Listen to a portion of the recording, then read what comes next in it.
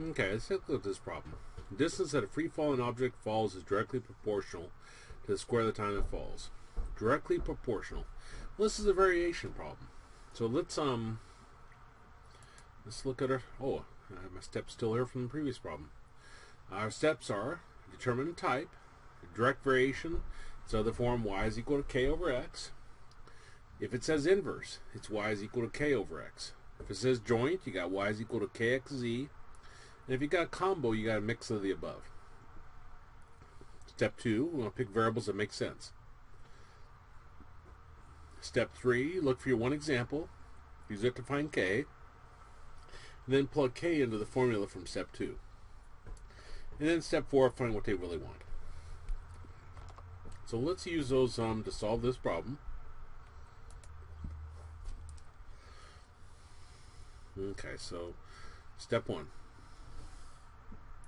Determine type. And it'll say those words. It'll say direct or some variation of direct, or it'll say inverse or joint or a mixture.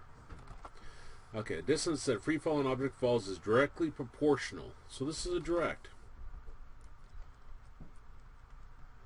And typical form of that is y is equal to kx. Okay, so let's read it a little bit closer. We'll pick variables that make sense and see if we need to adjust the formula any. Distance that a free-falling object falls is directly proportional. Here's where our equals is, where the is. So distance that a free-falling object falls, so d for distance, equals, and k is always k, we never change it, directly proportional to the square of the time it falls. Well, before it hits the ground. So t for time. And when they say the square, they mean t squared. And let me put that as uppercase since I don't do lowercase ones very well. So those are variables that make sense. Step 3, look for your one example.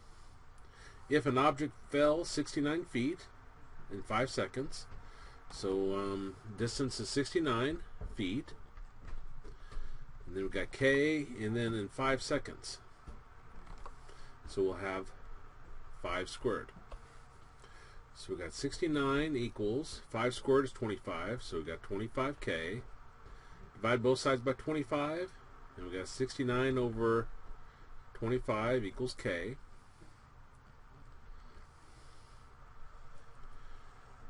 Then we want to plug the k we just found into our formula from step 2. So we got d is equal to 69 over 25 t squared.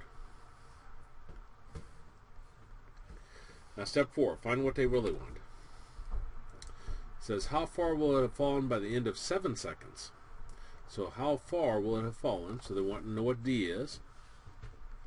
Equals 69 over 25 after 7 seconds, so this will be 7 squared. It really does not matter what these units of measure are, just as long as they're consistent. So up here, if the 5 is in seconds, then here, this 7 should be in seconds. If up here the 69 is in feet, then this d will be in feet.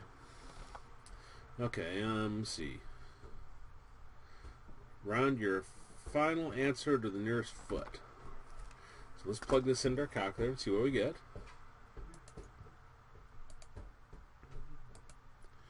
So it's 69 divided by 25 times 7 squared is 49. And we get 135.24.